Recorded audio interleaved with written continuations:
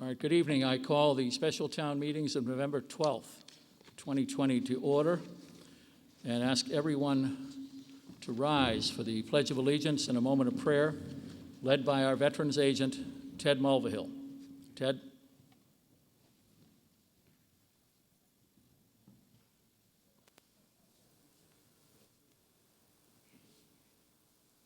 Jack, test. Ladies and gentlemen, I pledge allegiance to the flag of the United States of America and to the republic for which it stands, one nation, under God, indivisible, with liberty and justice for all. Ted will lead us in a moment of prayer. I ask you to remember those of our community who have passed away since we were last together in June. And I particularly want to note one of our longtime town meeting members, Arthur Gertie, who passed away a couple of months ago. Ted? Spirit of the living God, you provide us and sustain us in life. May our counting and recording procedures promote good stewardship. Help us to fairly share our resources with others. May we respect all matters of confidentiality and do all in your spirit of generosity. Bless us with wise discretion, both now and forever. Amen. Amen. Thank you, Ted. Please be seated. I have a couple of announcements. Thank you all for coming, by the way. I realize some people could not be here, and I certainly don't question any decisions of people to either attend or to not attend. If anyone needs the restroom, even though we're not in the same place, they're in the same place they've always been. Please use the door that you came in at the midpoint of this wall, and the restrooms are beyond where you checked in, beyond the entry to the auditorium. Some of you may have picked up this wonderful book. If you haven't, get a copy. You never know when you might be needing something to read. The annual report for 2019. We weren't able to hand it out in June because of, I think there were some delays, and also we were not handing anything out at that time. I want to make an announcement. I've been asked to make an announcement about the Norwood 150 Committee, those folks who are working on the upcoming celebration of the town's 150th anniversary. And I'll read this. Calling all creative people. Would you like to be a part of Norwood history? The Norwood 150th Committee is looking for someone to create a logo. The logo will be used to market events held during the year-long celebration of Norwood's 150th birthday. Student submissions welcome. Please submit ideas to norwood150@norwoodma.gov by November 30th. The email again is norwood150, at norwoodma.gov. So if anyone's interested in that, please submit something. And now we have two meetings tonight. The chairman of the selectmen, Mr. Plasko, and I sent all of you a letter dated November 4th. There was a subsequent letter dated November 9th that I received at home about 6:15 tonight, so sorry for the late notice, but we were told it was delivered to the post office on Monday, and they said they'd get it right out, but that was just about the meeting tonight. It was also posted online, so hopefully many of you saw it, and you're here now, and that's what counts. So there are two meetings, and the first one is a rather long one. That is the one that we had, in our letter of November 4th, recommended that the town meeting vote to dissolve it and to dissolve it without taking action. I expect a motion to dissolve that one with the idea that we would come back probably, not definitely, but probably in January with a remote town meeting. We've heard a lot from people who've asked about virtual meetings, remote meetings, or hybrid meetings where some people are acting remotely and some people are here in person. I have tried to tell folks in letters, and I think in some of the letters you might have received, our view is, and this is shared by a lot of the towns, a lot of the moderators, and a lot of the town council, that the statute does not allow for hybrid meetings. You either go all in person or all remote. So we are going to make plans for a meeting in January if the town meeting, the 24-article one, is dissolved. And as I say, I expect that motion to be made in just a moment. We plan to proceed, as we've told you, with the shorter 3-article meeting because that has items that are extremely time-sensitive that relate to the setting of the tax rate and the funding of town operations in the schools. And the feeling is that we cannot put that off, or else we will have serious financial problems, just because of the timing of how you set the rate and when you can send the tax bills out. So that is kind of what we're dealing with, and I've called to order both of the meetings, but the first one is the 24-article one that includes zoning and financial matters and licensing matters, and that is the one called for 7:30. So that is the first one I'm opening, and Mr. Plasko. Moderator, I move that this meeting stand dissolved. Seconded by Mr. Donnelly. Mr. Plasko has moved that we dissolve without taking action on the matter. We cannot cancel a meeting. We can only appear for the meeting, and then if the body wishes to dissolve, it can vote to dissolve. The motion is not debatable. It is not amendable. However, I need to tell you that there are some people who have asked if there are certain matters that could be taken up from this longer warrant. In particular, Mr. McFarland gave me a motion with respect to Article 8 on this warrant having to do with the Community Preservation Committee. And he is asking that that be taken up tonight. I think there are other people who had other matters they want to take up tonight from this longer warrant. I will tell you that because we recommended dissolution, that I would consider it a problem to go forward tonight if the body voted not to dissolve, and that we would have to adjourn to Monday, because we have told people we're not going to do this tonight. And if we decided to do the work of the first warrant, we would be, I think,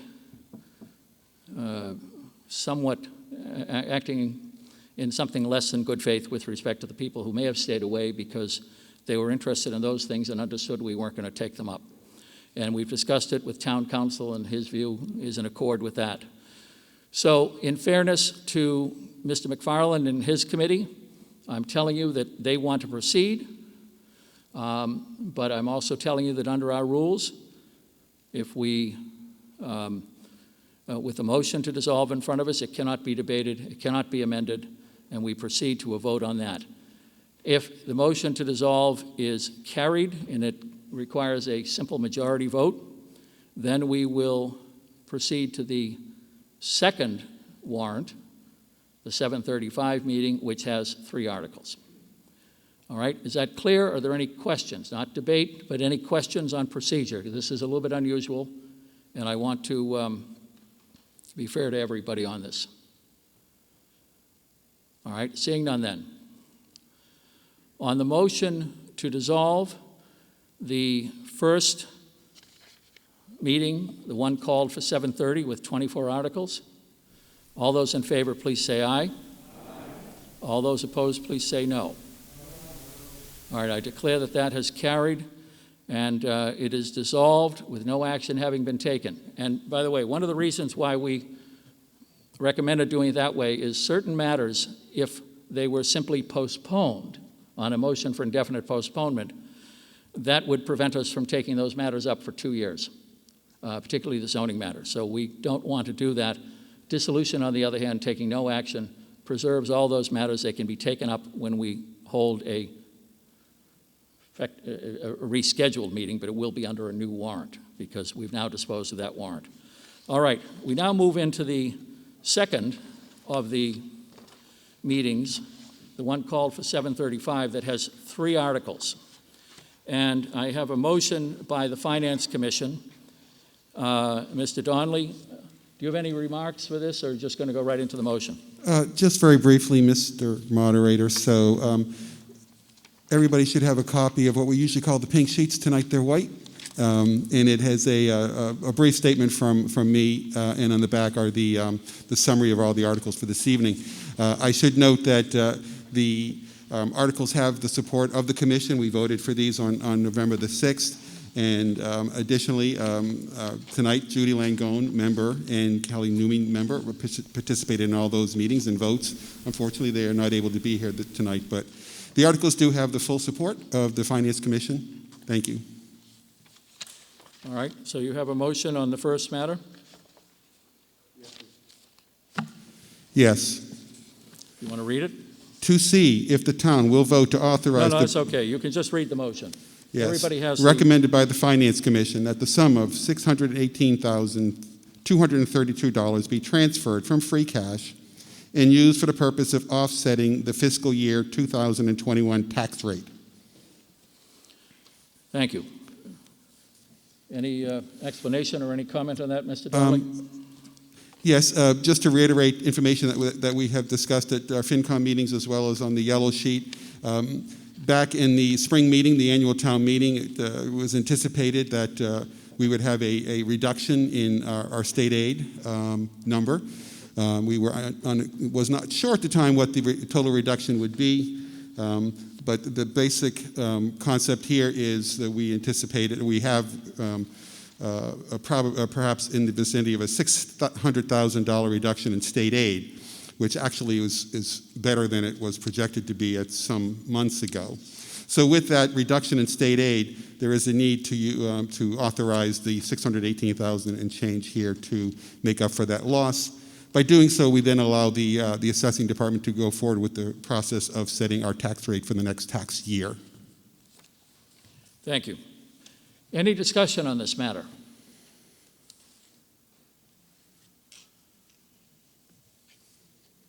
Seeing none, then we'll put it to a vote. This is a simple majority on this matter. All those in favor, please say aye. Aye. All those opposed, please say no. That has carried unanimously. All right, under Article 2, a recommendation by the Finance Commission. Mr. Donnelly? That the sum of $746,158 be transferred from free cash and used for the purpose of providing fiscal year 2021 hybrid education as follows.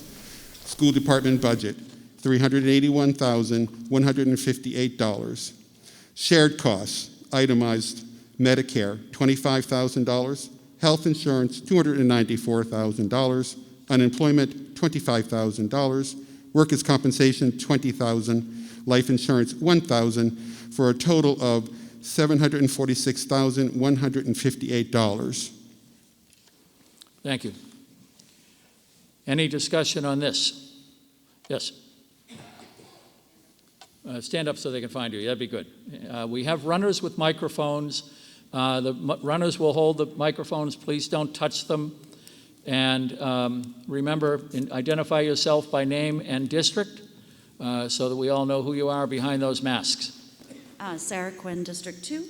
I was wondering if any of these costs could be absorbed by some of the CARES Act funds, and I also was wondering if at any point we'll get an accounting of what the town received in terms of funding for emergency COVID services and expenditures associated with that. All right, did everybody hear that, by the way?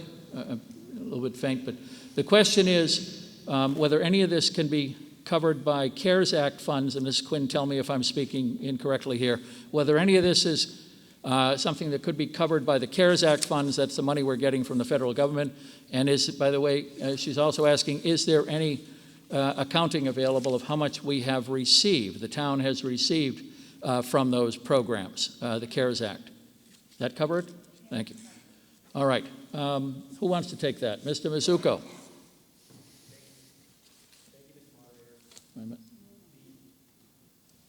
Tony's on. Thank you. Wow, sorry. Thank you, Mr. Moderator. The short answer in terms of CARES Act funding is likely no. CARES Act funding runs out December 31st, so we can't incur any expenses after that. And it's supposed to be, in theory, directly related to the emergency. This total cost is actually around $1.8 million. The school department has reallocated over $1 million from their budget to make this happen. So whereas it's for additional teachers for the hybrid model, we've been spending our CARES Act money, according to the state guidelines, largely on personal protective equipment, furniture, fixtures, and equipment, other items, remote learning equipment. I know last year we used probably $250,000 to purchase laptops, Chromebooks for school students. So there's certain areas you can plug it in and fill here. We're filling in some of the custodial overtime at different places. We're plugging little gaps with the elections and other items. So the longer answer is we cannot, at least not in any significant amount. We file a quarterly report to the state on the CARES Act funding. We can get that posted on the website if anyone wants to see it. Thank you. Thank you, Mr. Quinn. Thank you, Mr. Mizuko. Anyone else?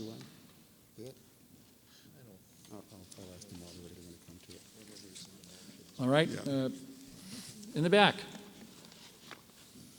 Please rise when I call you. Can't see who it is, but Brian Clark, District 2. In the current environment, how do you project like health insurance costs in particular, or unemployment with such a volatile situation? How do you project that and come up with a number? Mr. Mizuko. Thank you. That's a great question. So for the health insurance, we'll take the number of bodies that are being added. So in this case, I believe it was 24 or 26. And then we'll average out the cost in between a single plan and a family plan for that number of people.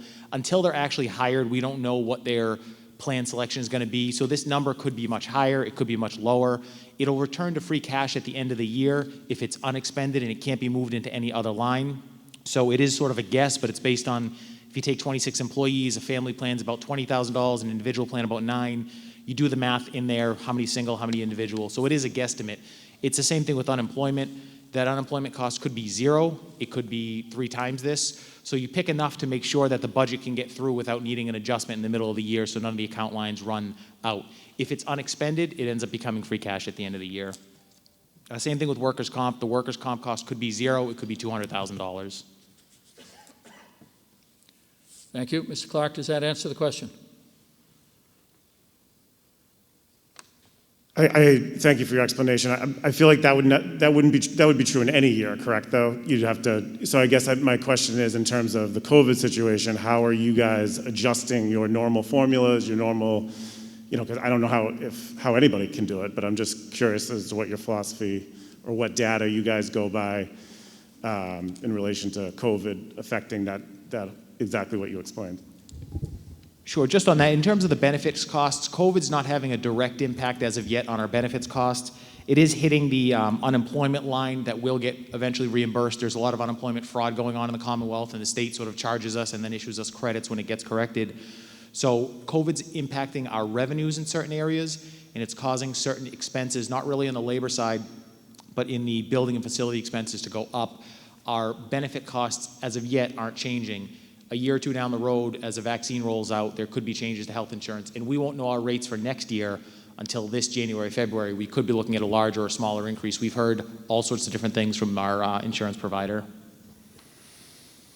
Thank you. Anything further on this? Yes. Mr. Bergeron?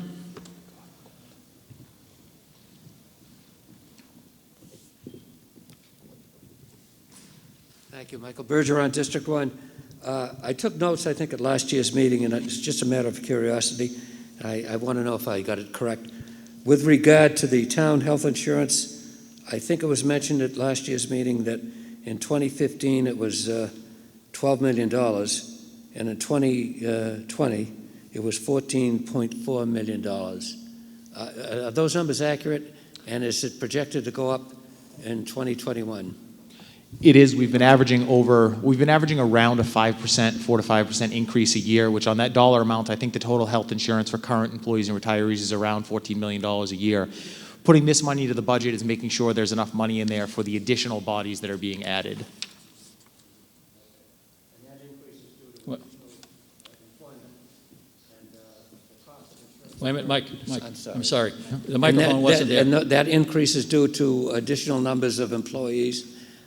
more than an increase in the rates, is that correct? Absolutely. This is specifically due to there's about 24 employees benefit packages being hired to implement the remote learning model, which is a mandate, and the hybrid model. So it's just the increase in the head count, not a change in the rate.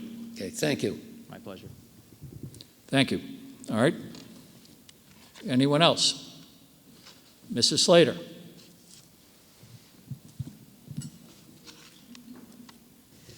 Jerry Slater, District 4. Through you, Mr. Moderator, I think I'd like the superintendent to answer this one if he can. Sorry, Mr. Town Manager. 24 employees are needed. What is it, I know in your presentation you said most of them were hired as temporary subs. What's the plan around that? Should we go further? Can we renew them?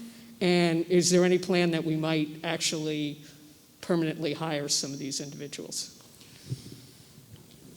The runner is going to be going back and forth between the superintendent and Mr. Thompson. She's definitely getting her exercise tonight. So, yes, about 24 positions. Most of those are a remote learning academy, which is the best unfunded mandate we've ever had from the governor and the commissioner, where we have to offer a remote-only option. We were not going to gyp our children on a quality education, so they have live teachers teaching them every day in a regular school-like hour basis. So we have hired them as year-long subs, and basically that's a bachelor's or a master's step one. It's less expensive to do it that way. There are some excellent candidates that are working for us. We were very lucky in that we made this move early. Many of my colleagues are still looking, and part of the reason why they are not offering full hybrid or bringing kids back is they cannot find staff to do this. So because we made this move in August, we have, I won't say full staff, but we have about 98% of the people we need to have everything functioning the way we would like it to be. And we're still looking, but the well is dry. So as far as hiring some of those people, we would definitely like to, but we have to have a position for them to do so. There's some very talented people. We're very lucky. We did a nationwide search to find people to fill these roles. So yes, we would like to keep them, but we have to have a spot for them. So I imagine we might see some retirements, and those people might be able to fill that. And they're already come pre-trained, which would be excellent. As far as this continuing, I think that's the 100-pound elephant in the room. We don't know. We're hopeful that we will be closer to normal by this time next year than we are now. So we'll have to see where we are. Thank you. All right. Anyone further? All right. Seeing no one, we'll put this to a vote. On the motion from the Finance Commission for $746,158 to be transferred from free cash for the purpose of providing fiscal 2021 hybrid education. And we got the breakdown on that. All those in favor, please say aye. Aye. All those opposed, please say no. That has carried, also unanimously. All right. We go to Article 3, and there are 3 motions under Article 3 dealing with different aspects of what was called out in the warrant article. So we'll go with motion 1. Mr. Donnelly? Thank you, Mr. Moderator. The next 3 motions are associated with capital outlay projects. Mr. Donnelly, when you read them, I think unless there's objection, you can dispense with the project numbers, which would keep us going pretty late. Yes. So if you just skip that column, it'll probably be fine. Very Thank well. you. That the town appropriate the sum of $439,000 to pay the cost of various fiscal year 2021 capital improvement plan projects set below, including the payment of all costs incidental and related thereto. And to meet this appropriation, $439,000 is transferred from free cash for the projects listed above. All right. On the motion, Mr. If you want Moderator? to, can you, Do you want to I may have missed this. No. Did everybody get copies of the motions? Okay, so everybody has copies. That's good. We don't get used to it, folks. We're not sure we can give them to you every time, but all right. So Mr. Donnelly saved us some time there. $439,000 to come from free cash for the projects laid out. Mr. Donnelly, you had comments on that? Just very briefly, normally in our capital outlay projects, we have a larger split between our free cash and our items for borrowing, but consistent with our strategy for dealing with our financial situation during the pandemic, the town meeting made a decision at the spring annual meeting to delay capital outlay until the fall period, and additionally to focus more on spending relating to borrowing as opposed to free cash. In that manner, we could save, or preserve rather, free cash to use as a reserve for funding some of the other operational needs that we have, as identified on this on the previous articles. Thank you. All right. Any discussion on this or any aspect of it? Ms. Doyle?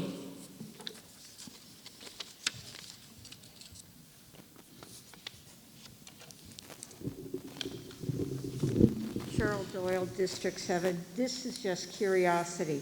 On the white sheet, it has the very last entry is fire department tool mechanic shop for $156,000, but it's not on the yellow sheet, and all the other ones are self-explanatory. I'm just curious, what is it for? All right. From the fire department, Chief Maurice? Wait a minute. I'm sorry. What? Wait a minute. I'm not sure you're on. All right. Mr. Plasko? Yes, Ms. Doyle's question regarding the items showing up on the white pages and not on the yellow pages. On the yellow pages, it was in the warrant, or the warrant, the town meeting that we just dissolved. Because these items do qualify to be under capital outlay items, we moved them to this motion. The reason basically is one item, which will come up in another motion, was for elevator at the Civic Center that we need additional funds for, and we're out to bid, and those bids are going to be open shortly.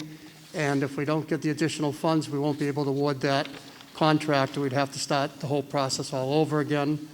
And in the case that we have right before us now, you'll hear the reasoning for why we need these funds. But again, basically, the fire department needs these funds to take care of their apparatus, and to wait another 2 months till January or February when we have that remote town meeting would mean the fire department would not have the appropriate equipment to maintain the apparatus. And with that, I turn it over to the chief, if I may, Mr. Moderator.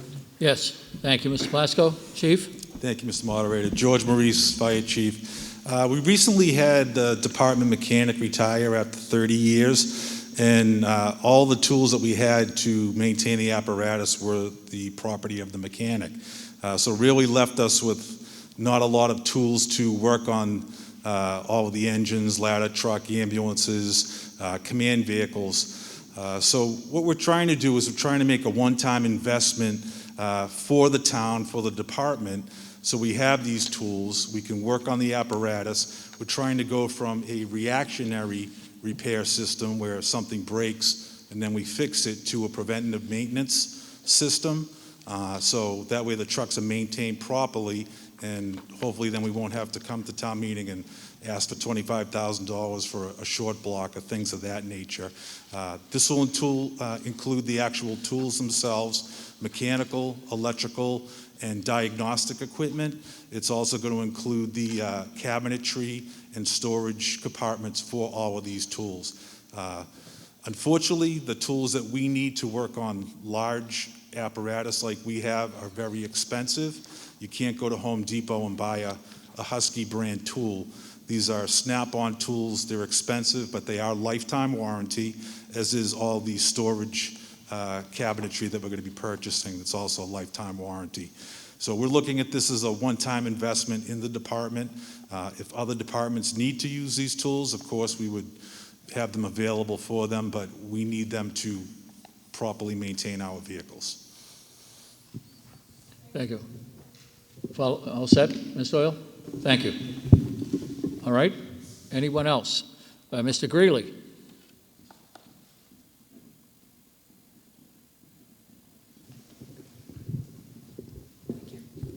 Thank you, Mr. Moderator. Joe Greeley, District 6. Thanks for having us all. Two questions on this article. The first question, there are a number of the line items that begin with the phrase design services. And I'm just curious, I'm not sure what that means.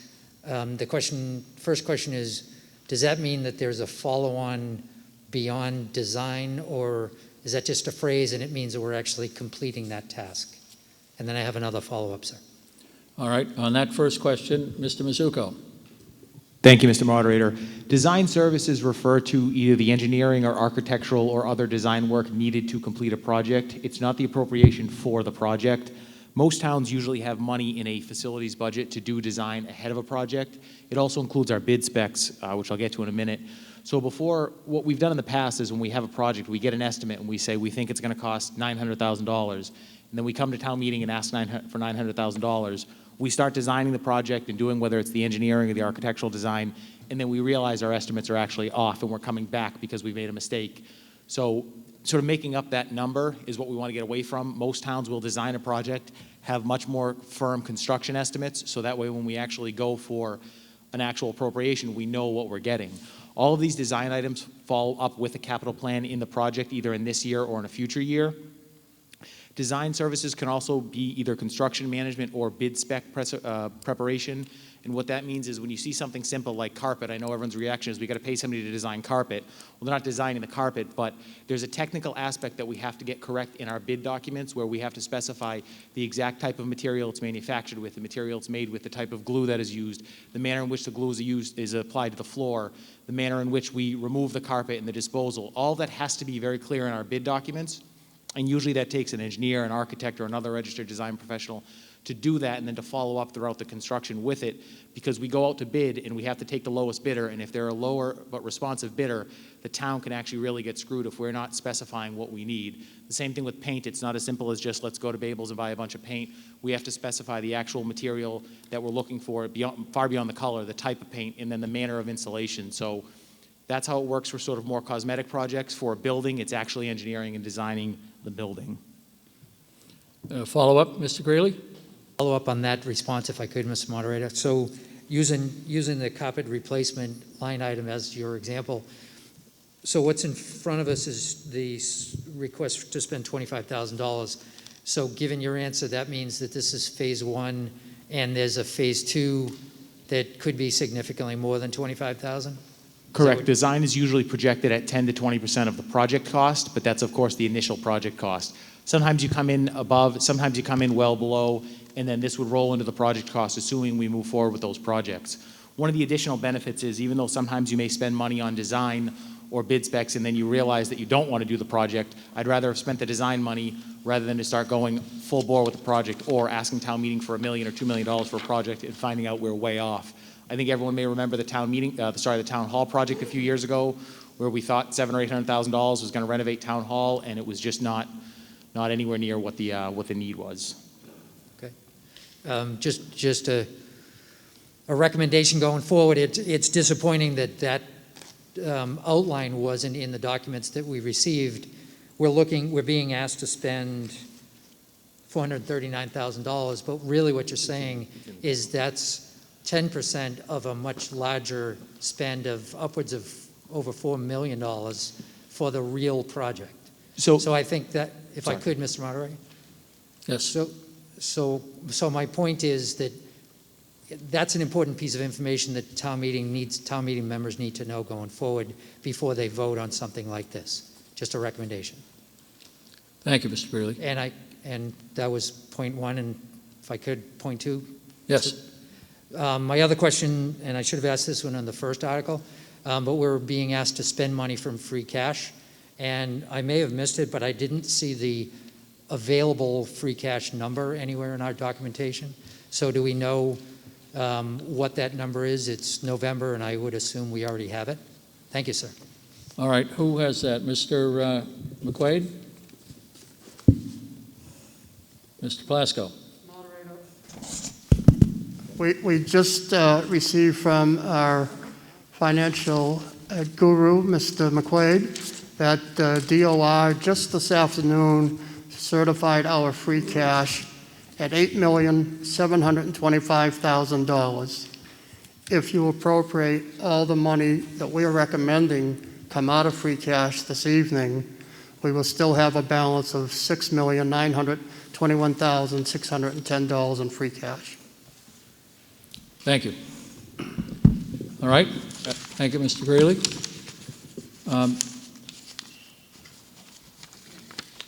Ms. Quinn, I haven't called on you on this one yet.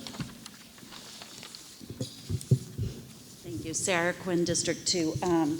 In the field design, could that include looking at the feasibility of installing lights at the football field here? If I could, Mr. Moderator, it does. So the reason that particular design number is higher than you would think, it's to look at the total design of everything that would need to get done or could be done at the field, because the turf needs to be replaced or the track needs to be replaced. But as you're sort of doing the design, it's that, the lights, the possibility of a concession stand, not necessarily the design of a building, but it's to look at it at once, and it may be that that project includes building the base for that, and later on looking at the entire project. And if I could, Mr. Moderator, just to Mr. Greeley's point, which is well taken, the capital plan is on the town's website. It was sent out in May. That's the 70-page document that gives an explanation of design services, and it lays out all of the projects for this year and the next 5 years. So if you follow through on that, this is just the motion for this year, but that document outlines, you can see by department. So if it says design services, Oldham Elementary roof, you'll see right there the next year is a project program for Oldham Elementary roof as an example. Thank you. All right, Mrs. Esco.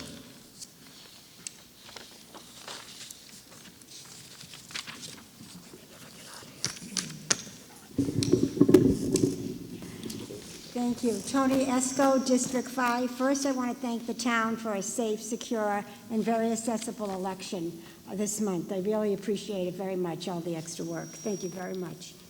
I have a question on the wording of Article 3, and it's for my own education. What would constitute in the wording halfway down, and for other capital projects not otherwise specified, in the content in the middle of Article 3? Because this is a very inclusive article. So what kind of capital project would it be if there was enough money left over within this account? And would it go before FinCom, or would you go into the following year's capital improvement plan for 2022? How would that work? Ms. Esco, that's in the article. We're not voting on the article, remember. We're voting on the motion. But the article is drawn to be broad and somewhat elastic, because when the articles are put together, we don't always know exactly which items are going to make their way into the motions that we're voting on. Okay. So we're being asked to vote on the specific ones that you all have in the motions. But if somebody thought that the language in the article itself was a little too restrictive, that phrase, for other capital projects not otherwise specified, allows us to, if something were brought up that didn't fit into those neat categories. And I think that's really what the intention was in doing that. But remember, we don't vote on articles, we vote on motions. The articles are designed to give us notice of what may come up before the meeting. But thank you for the question. It's always a good lesson to remind ourselves. Thank you. Anything further on this motion?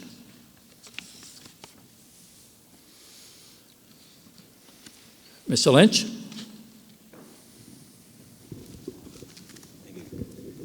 Ed Lynch, District 7. So I'm wondering if we have $6.8 million in free cash, why you're borrowing $55,000 for 5 new vehicles, and you're going to pay back that and all these long term. It doesn't make sense to pay for the vehicles, a few pickups or whatever you need, versus. So I understand it. Why are we borrowing for some things when we have that much free cash? A few other vehicles. Why are you having a capital payment for a couple of vehicles? Mr. Donnelly? DPW vehicles, the facility vehicles. Mr. Donnelly will take that, Mr. Sure. Lynch. So the 8.7 million that Mr. McQuaid just referenced is our new certification that we just learned this week. Prior to this meeting, we were only working with the certified free cash that was available at the end of the annual town meeting, which was in the vicinity of about $2 million.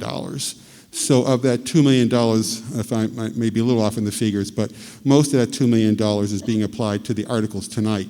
So to answer your question, I think the simple answer is that the total of 8.7 wasn't available for this particular meeting because the state had not certified that number as of yet.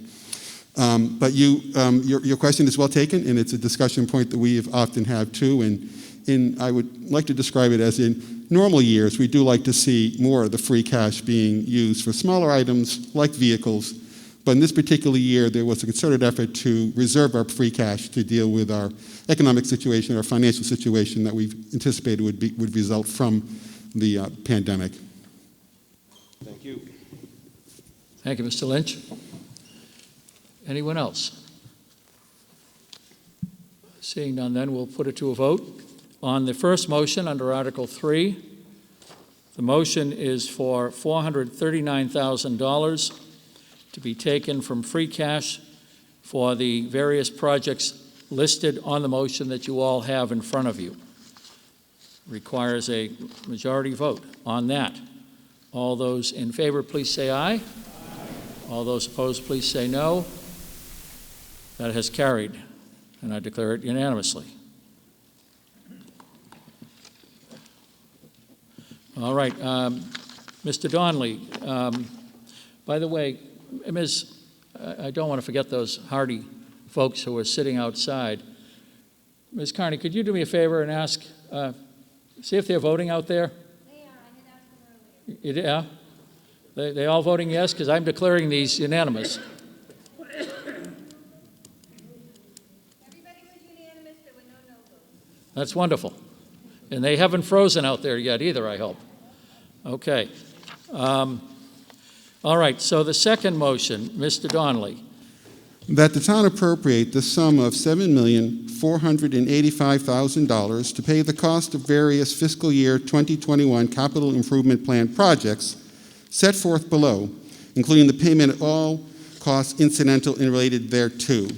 And I will note that there is a list of those projects detailed on your handouts. Excuse me.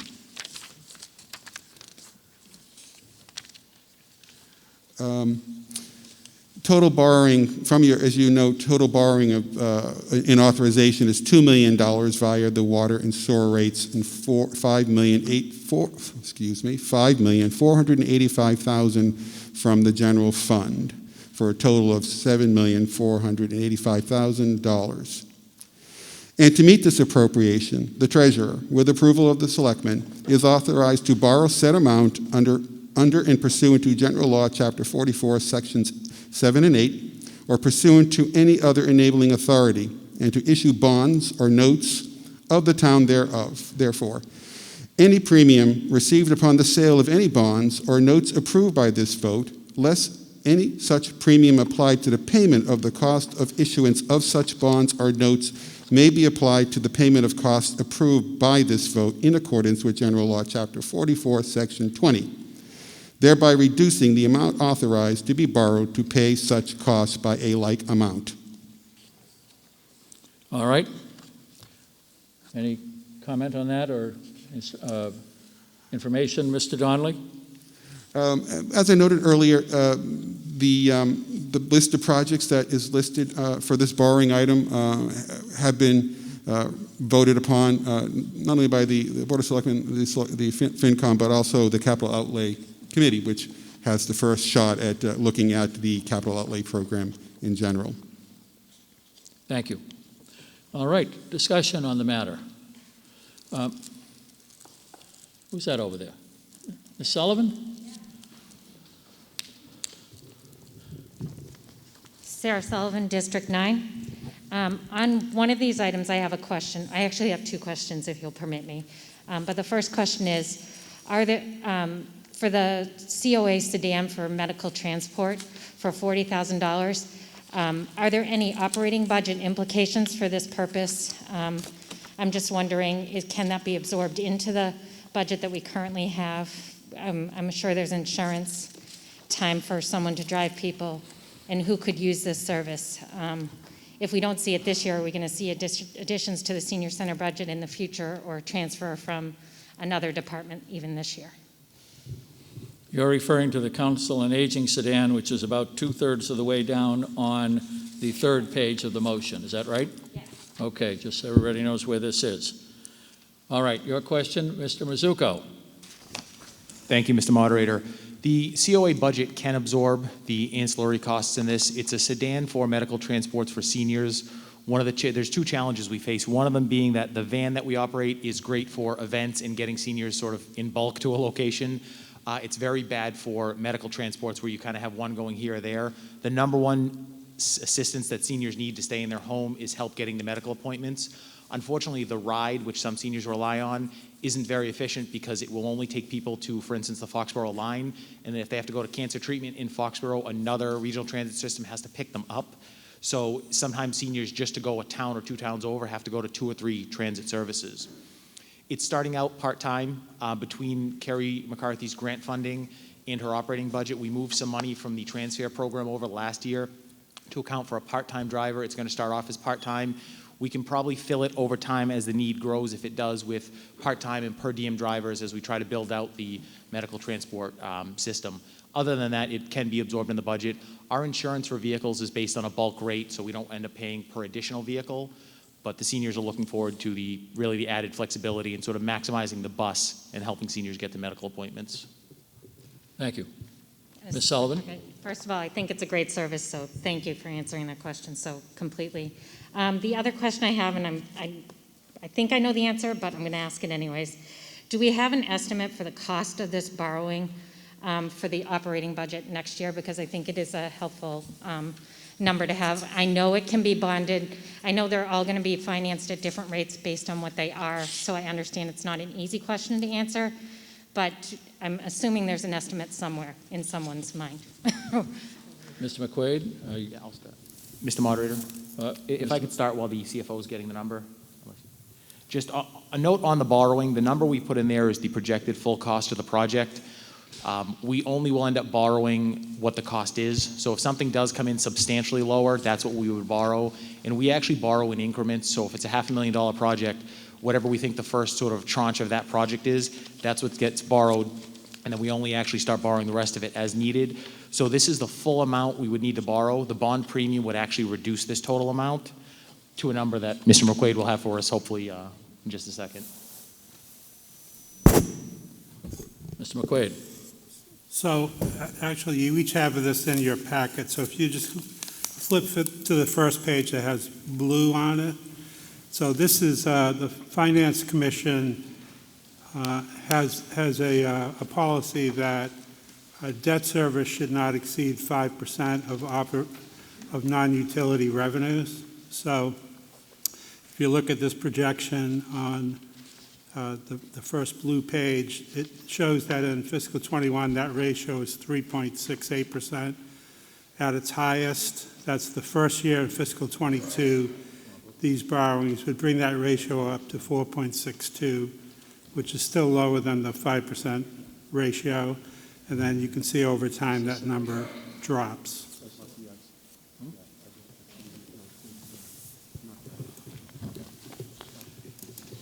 All right, thank you, Mr. McQuaid. Mr. Maloney? Thank you, Mr. Moderator. Tom Maloney, District 4, and Chairman of the Capital Outlay Committee. Just briefly, and Mr. Lynch asked the question, and Mrs. Sullivan asked the same question too, which has to do with borrowing for vehicles. One of the things we've been looking at in capital outlay for the last several years, and I know some others in the room have been on the committee and know about this, but we started out several years ago in difficult economic times by having to borrow for vehicles, for rolling stock. The plan was to gradually move it to free cash and then eventually into operating budgets. We're making some progress on that on the police vehicle side, other departments are coming along. But this year was a little bit of a setback because we do want to conserve our free cash as much as we can, just in the event that that future events, COVID-related events, require cash expenditures we had not anticipated. So the plan really is to probably, the next time we meet, to set a standard of, say, $55,000 to $75,000, below which rolling stock will be paid for either out of free cash or out of operating budgets, above which we could borrow. So you expect more standardization in the future on that, but this is an exceptional year, and so we're taking a little bit of a step back as a precautionary measure. Thank you. All right. Yes. Please rise. Thank you. Katie Neal, Rizzo, District 2. I had a question about, I guess, all of these vehicles that are being purchased. Are they all being chosen keeping in mind the requirements of the Green Communities designation that we have achieved, and with regards to the fuel efficiency of our old cars, the fleet as a whole? Mr. Mizuko? We're following both the letter of the rules for green communities as well as what's allowed to be exempt under green communities. It's likely that the senior sedan and the senior vehicle will probably be at least a hybrid, if not an all-electric vehicle. The only challenge there is finding a vehicle that works for seniors. Some of our SUVs are converting over to hybrids, so we've ordered some hybrid vehicles for the police department. We're going to start converting more of the fleet over as those come out to hybrid model vehicles. All right. Thank you. Yes.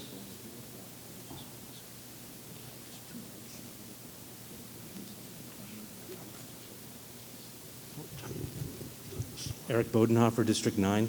I just wanted to follow up through you, Mr. Moderator, either to Mr. McQuaid or Mr. Mizuko on the blue sheet and the borrowing.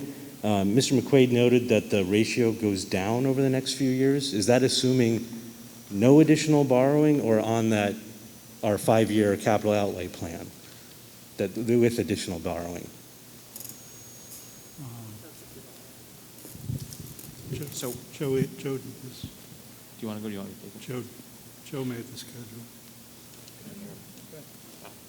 So the borrowing always shows going down. That projection doesn't have necessarily future borrowings put in there, but the sort of assumption is that once things normalize, if they ever get back to whatever the new normal is, we'll probably hit a year or two where we would pay more cash for capital than we otherwise would to make up for it. We're just sort of holding on now to hold on to that cash to get through. The election was one of the points to see whether or not Congress passes any stimulus, and really what the FY22 budget is. After this town meeting, we'll have $6.9 million left in free cash. So we do need to use that for the FY22 budget. But even doing that and closing the year out, next year, if things are normal, we would probably be doing, instead of the $2 or $2.5 million in free cash we pay for capital, quite a bit more. We could also in a future years, if we have that free cash, apply that to reduce the overall impact on the budget of debt service for this year. So again, it's just a short term. We know it's going up if we did nothing else, and we could not borrow this much every year in perpetuity. I suppose we could if we wanted to change our policies, but that's a little bit like moving the goal after the game started. So this is sort of a one-year BIP that we expect will be cut down in future years by more cash for certain items. Mr. Bodenhofer, follow up? Yep. So, and just to make sure I'm reading this correctly, the additional capacity line, that means for fiscal year 22, we would only have $467,000 available for borrowing if needed? That's the debt payment. That's the debt payment. Okay, Correct. I'm So sorry. it's not just a $400,000 project. Gotcha. I appreciate that. Okay, thank you. Thank you very much. Ms. Slater.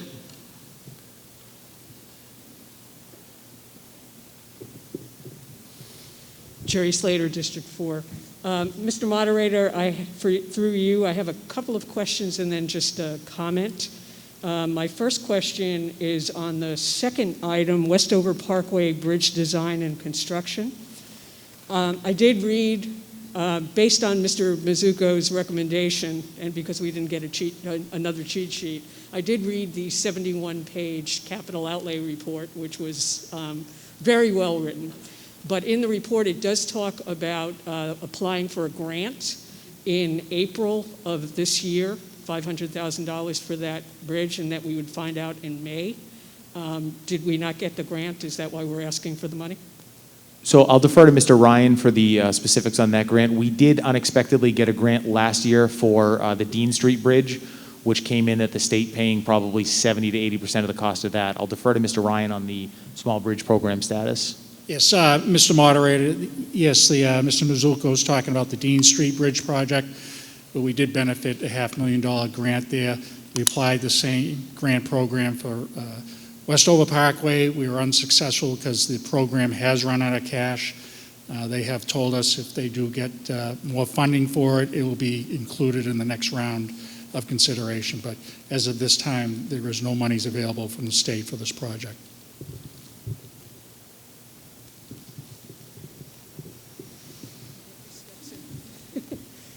My second question, too, has to do with future borrowing. I was wondering when we were expecting, if we do get the word from the MSBA, when that project for the middle school would potentially start and borrowing would begin for that project? Maybe Mr. Slater wants to answer that question. You know somebody on the FinCom?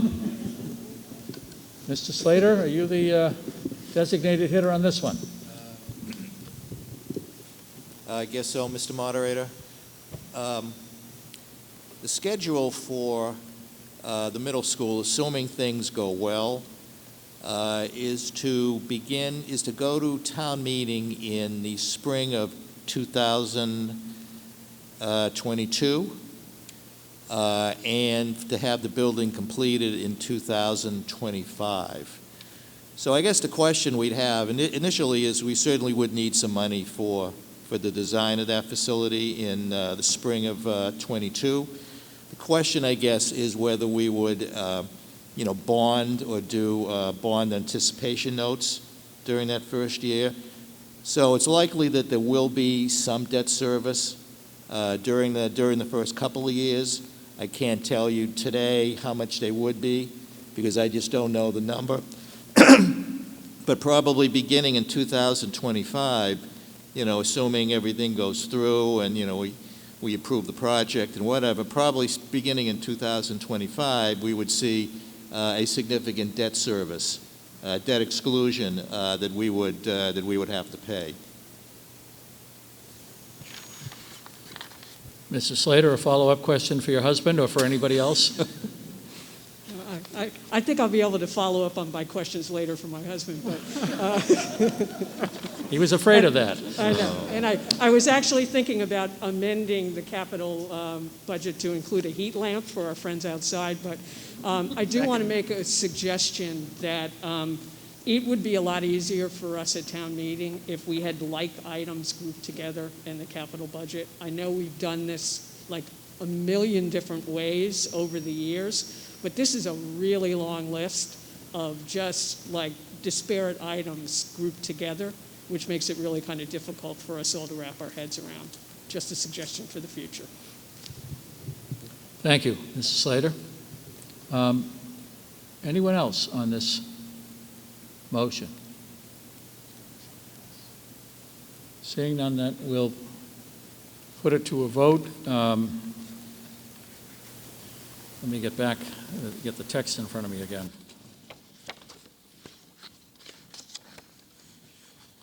All right, this is borrowing. We're authorizing borrowing. It requires a 2/3 vote. On the motion, for a total of $7,485,000 for the various projects described in the motion that you have in front of you. On the motion, all those in favor, please say aye. Aye. All those opposed, please say no. I hear none here. And Ms. Carney? Okay, I declare that unanimous. I heard no noes. The motion has carried on a unanimous vote.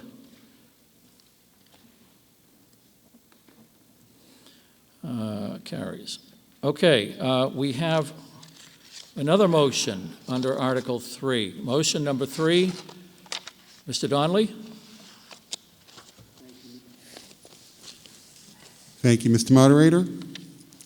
That the town appropriate the sum of $7,300,000 to pay the cost of various fiscal year 21 infrastructure improvement projects as set forth below, including the payment of all costs incidental and related thereof. Road repair program first year, $2.8 million. Water improvement program first year, $4.5 million. Total borrowing authorization, $2.8 million through the general fund and $4.5 million through water and sewer rates. And that to meet this appropriation, the treasurer, with the approval of the selectmen, is authorized to borrow said amount under and pursuant to general law, Chapter 44, Sections 7 and 8, or pursuant to any other enabling authority, and to issue bonds or notes of the town therefore. Any premium received upon the sale of any bonds or notes approved by this vote, less any such premium applied to the payment of the cost of issuance of such bonds or notes, may be applied to the payment of costs approved by this vote in accordance with General Law, Chapter 44, Section 20, thereby reducing the amount authorized to be borrowed to pay for such costs by a like amount. Thank you, Mr. Donnelly. On it? On the motion, this is also a new capital improvement plan for infrastructure.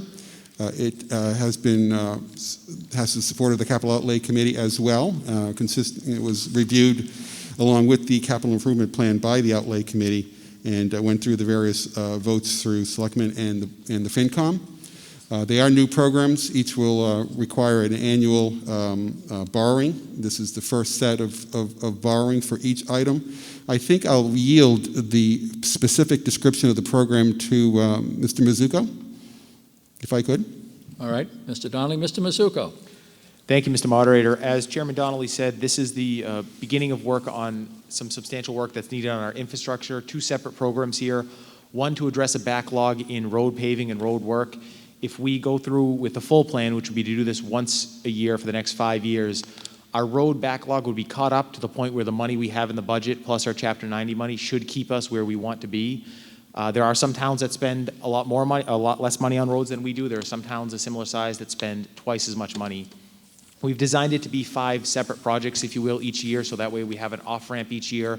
If our Chapter 90 money, which is our state money, ends up changing, or if we have other priorities that end up coming up in the budget, if the debt service level gets too high or too low, we have sort of an off-ramp each year. The list of projected road paving is in there. I know somebody will ask the question, yes, we try to work with National Grid to make sure they don't open our roads up after we've paved them. Unfortunately, they're allowed to claim, and it's probably true, that there's a leak or something they have to fix. So despite them swearing to us they will not open up the roads after we pave them, they still can do that.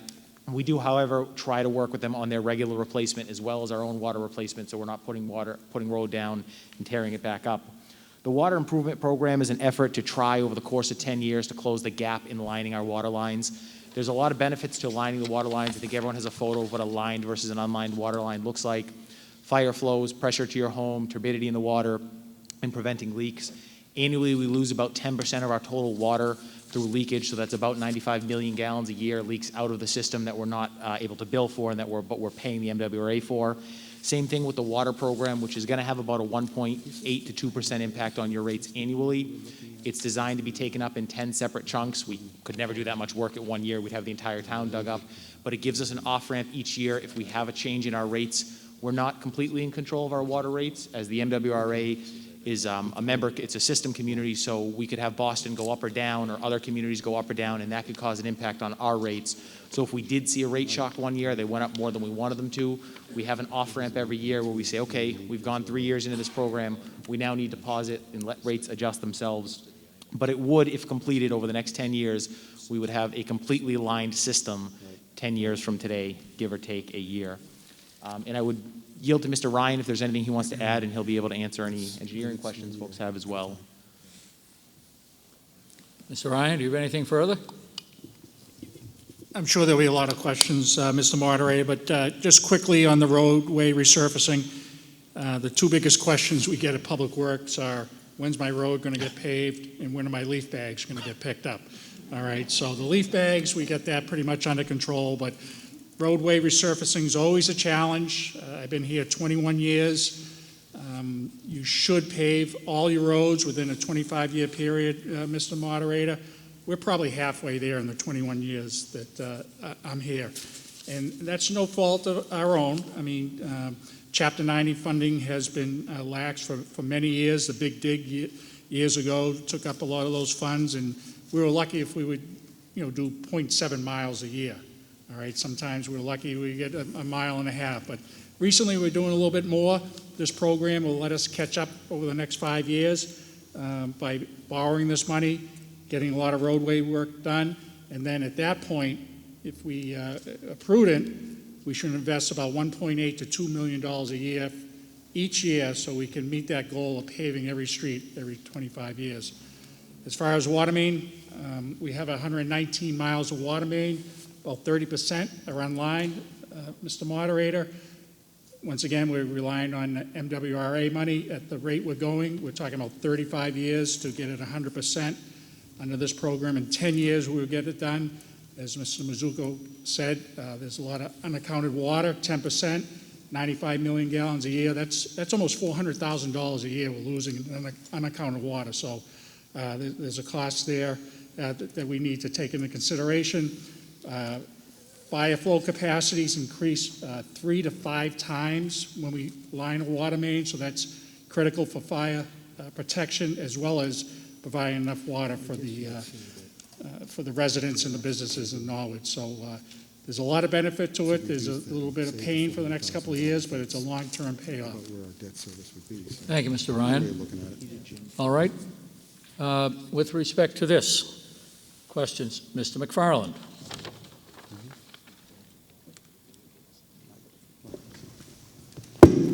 Peter McFarland, District 3. Going to the street paving, consideration about sidewalks. We have such a patchwork of sidewalks in this town, especially just go out here on Nichols Street. We had asphalt sidewalks, and then they put curbs in with cement at the corners, and then asphalt in between. I mean, and then they cut back, and there's patching and all this stuff. It looks like the job wasn't finished as far as that goes. I wish there was some standardization as far as once we start a sidewalk as cement, keep it cement, and if it's going to be asphalt, keep it asphalt. But it looks like we're spending all this money, and it's just not looking professional as far as this is a complete job. Thank you. Thank you, Mr. Plasko. Moderator, as of tonight, I can't give you an answer that you'll be thrilled with, Ms. McFarland, as to just how things are going to happen, but we have discussed the facts and the concerns that you've raised, and are looking forward to setting up some particular standards going forward so that we can all know and expect what's going to happen in different areas. So we are going to be working on that before this money is expended. Thank you, Mr. Plasko. Anyone else on the matter? No? All right, then we'll put this to a vote. This requires a 2/3 vote. It involves borrowing. The motion is for a total of $7,300,000 for the infrastructure improvement projects to be borrowed, road repair program and water improvement program. First year of both of those. A 2/3 vote required. All those in favor, please say aye. Aye. All those opposed, please say no. And Ms. Carney? No no's. All right. That carries unanimously. Now, before we do anything else, folks, I have a couple of comments, please. That's the last of the motions. That's right. That's the end of your business tonight, Mr. Donnelly. Thank you. A couple of things, just a few comments. We are looking at a virtual or remote town meeting. It'll be a first for us. Not that many towns have tried it yet. Several of them have met in person, as we have just in the last few weeks. I'm on the moderators' discussion boards, and other moderators I know have commented on that, but we're going to try a virtual meeting probably in January. It requires a great deal of preparation, both by staff and town officials and by town meeting members. And most of the towns that have done it have involved their town meeting members in preparation sessions. Some have had mock town meetings to try it out.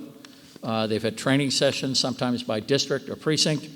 But we're going to work on that because, frankly, and I know there are some people who believe that the matters we're going to take up that we did not take up tonight are the type that might be better suited to in-person discussion. But I'm not sure that we can do in-person discussion for a while, for any length of time. I appreciate you all coming out tonight. So there'll be information coming out on that. To that point, we have several times in the past asked town meeting members if they would give the clerk's office their email addresses so we can get notices out to you faster.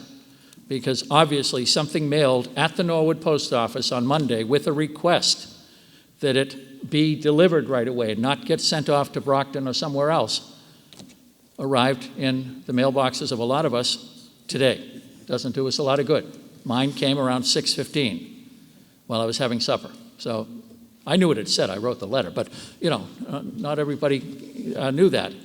It's good. We can post this stuff online on the town's website. But if we have email addresses, now I understand some people may not want their email addresses published. And I don't know, any reason we have to publish them, Ms. Follen, that you're aware of? I don't think so. And Mr. DeLuca, Town Council, says no. So if you, and yet I have people asking me, how do I contact my town meeting members from my district? Your addresses are, your names and addresses are public record, but your email addresses don't have to be. So if everyone could please consider whether they can provide the clerk's office with an email address so that we can reach you more efficiently. It'll also save on mailing costs if enough people do it. And if you want it to be kept private, indicate that, and we'll do everything we can to respect those requests. Mary Lou, what address would they send it to? Is it clerk at Norwood? Clerks at norwoodma.gov. Clerk at norwoodma.gov. And anybody who wants to reach me, moderator at norwoodma.gov. I know some people write me at my office address, email address, please. I remember Hillary Clinton and emails in 2016. I don't want to mix my law practice emails with my town business, which is a public record. So anybody who wants to write to me about moderator stuff, town meeting stuff, write to me at my moderator at norwoodma.gov. So that would be very helpful if we had those email addresses. And a lot of you have given those to us, but there are a lot of others who haven't. I want to, by the way, thank several people for tonight's meeting. Thanks to all of you who made it. Thanks to those hardy souls outside who may have frozen by now, but because I noticed a lot of people here putting on their coats. But thank goodness it didn't rain heavily tonight, as had been forecast a couple of days ago. But particularly, I want to thank a few people. Mary Lou Follen, our town clerk, who got us through the election of all elections in my lifetime, and did it.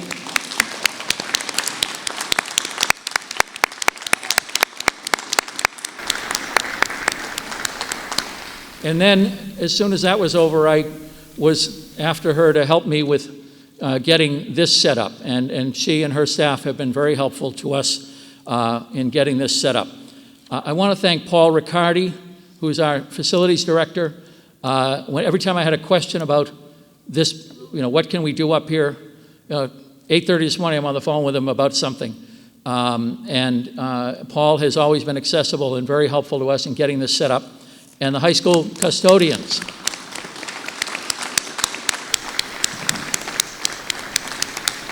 Whatever we've asked the custodians to do, they've been able to do for us. So we owe them a debt of gratitude. I want to thank Sigal Reese, the director of our health department. She has also been in the sort of small executive committee that's been trying to get this stuff planned and keep us as healthy as possible. Nothing is without risk in life, including, I'm afraid, coming to town meeting, but thank you all for being careful. Thank you for wearing your masks. Thank you for sitting 6 feet apart. And thank you for heeding my request to please sit down and stop kibitzing with all your friends. Send them emails, please. We need to keep everybody healthy. I want to thank the manager's office for all their help also in getting this organized, getting stuff done. All the people who copied stuff for us tonight, and so that you had all these motions in front of you. We don't have a screen with us tonight, so that was in lieu of a screen. All of this required a lot of people working very hard. NCM was here all the way, and I want to thank them.